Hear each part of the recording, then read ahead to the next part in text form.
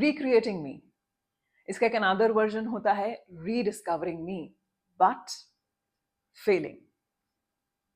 Hi, welcome to my channel Recreate with me. मेरा नाम है आकांक्षा एंड मैंने जो लास्ट टाइम पोल किया था कि मैं किस पे वीडियो बनाऊं, मुझे मैक्सिमम कमेंट्स में यही आया that we are trying to rediscover ourselves but Fehling.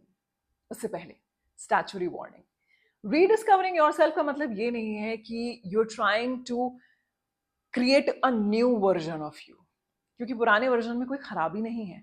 और वो जो इंटरनेट का एक अगली सा वर्ड है ना, ट्रांसफॉर्मेशन, किसी दिन इस पे भी बात करूं. आप अपने आप को ट्रांसफॉर्म भी नहीं करना चाह रही हैं. रीडिस्कवर करने का मतलब होता है कि अपना फुल पोटेंशियल उसको समझना.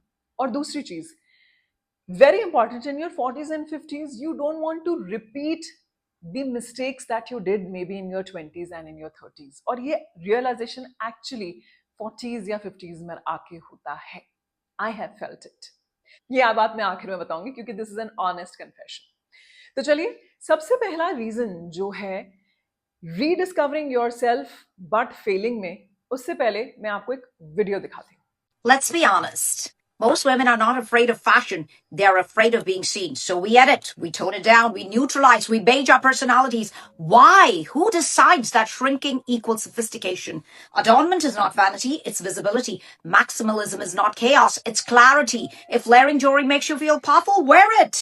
She is a creative director, she's a stylist and she's in her 50s. I'm sure आपने Instagram पे इनकी वीडियोस देखे होंगे. I find her very inspiring.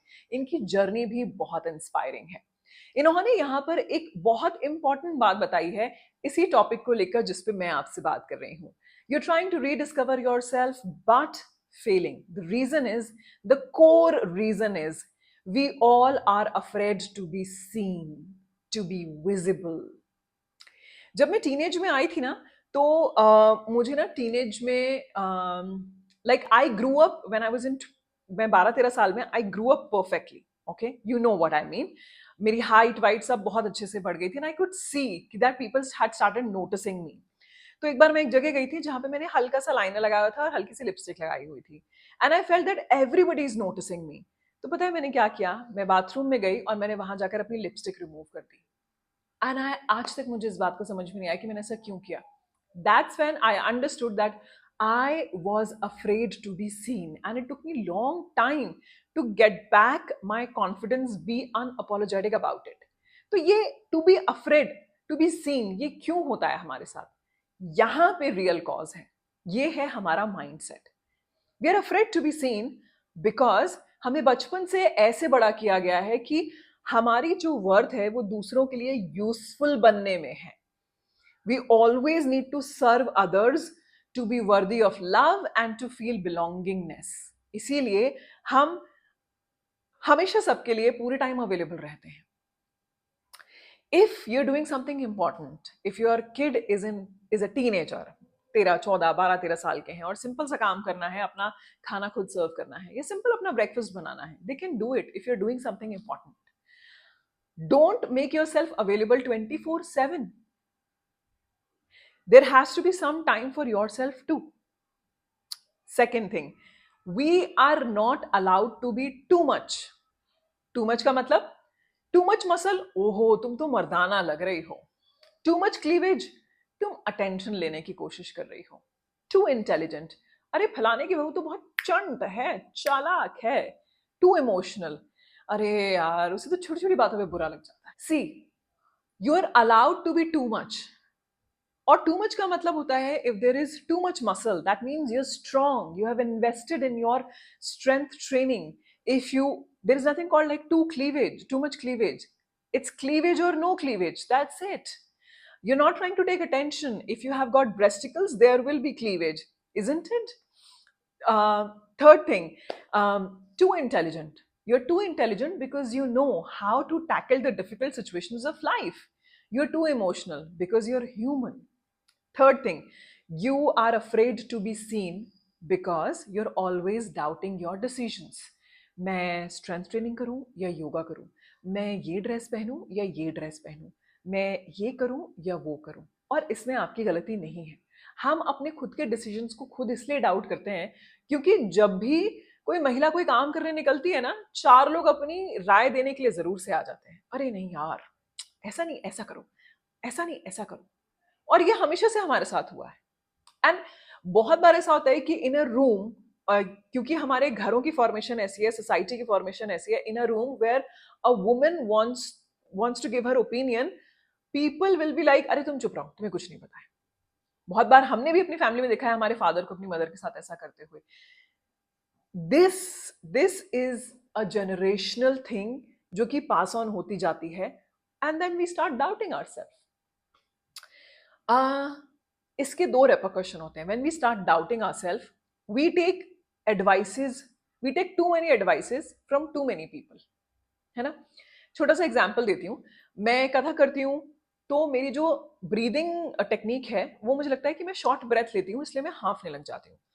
तो मैंने क्या किया, क्विकली मैंने एक ब्रेथ एक्सपर्ट हैं, ब्रेथ टेक्निक एक्सपर्ट हैं, उनके साथ एक ऑनलाइन वर्कशॉप की और बेसिक ब्रीदिंग टेक्निक्स को समझा।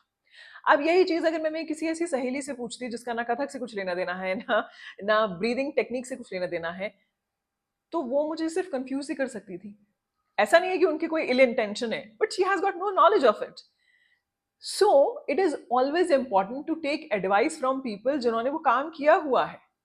एंड फिर चाहे वो आपके दोस्त हो या ना हो, you can always ask from people, and trust me, जो किसी सब्जेक्ट का एक्सपर्ट होता है ना, वो उसकी हमेशा सही एडवाइस देगा और खुशी खुशी एडवाइस देगा।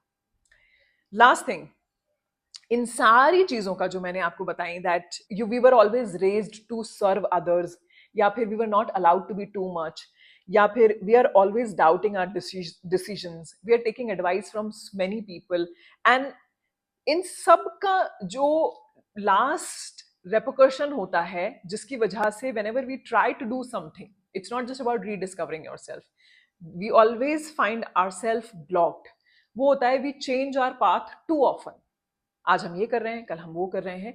मैं आपको बहुत सिंपल से एग्जाम्पल से बताती हूँ। In my gym I see lot of women every day doing different routines. किसी ने बताया टमी के लिए ये एक्सरसाइज कर लो, तो उन्होंने वो एक्सरसाइज कर ली। अरे ऐसे करने से होता है। आप अगर अपनी बॉडी पे सेम मसल पे रेपिटेशन में बार बार बार बार बार बार सेम वही मूवमेंट नहीं करेंगे, आपकी मसल मेमोरी नहीं बनेगी और उसका इम्पैक्ट नहीं आएगा। सेम चीज फैशन में होती है, सेम चीज आप जो भी काम कर रहे हैं उसमें होती है। जितना आप उस चीज को रिपीट करते हैं, उतनी आपकी मसल मेमोरी बनती है और उतना आप उसमें एक्सपर्ट होते हैं। आई एम नॉट सेइंग कि एक्सपेरिमेंट मत कीजिए, बिल्कुल एक्सपेरिमेंट कीजिए। 3 साल जिम करने के बाद जब मुझे लगा कि now my body is quite strong, तब मैंने पिलाटेस एक्सपीरियंस किया टू अंडरस्टैंड कि क्या पिलाटेस से मेरी फिटनेस की रूटीन में कुछ चेंज आता है या नहीं आता है। That's when, on that note, मैंने एक वीडियो बनाया है which is called mental independence. इन सब ब्लॉकेजेस में इफ यू फील कि you are also there, then you can watch this video mental independence. In fact इस वीडियो को बनाते वक्त मैंने अपने इसी वीडियो को वापस जाके देखा था, मेंटल इंडिपेंडेंस। क्योंकि क्या होता है ना, कई बार आप कुछ चीजें बोल देते हैं लेकिन खुद ही भूल जाते हैं।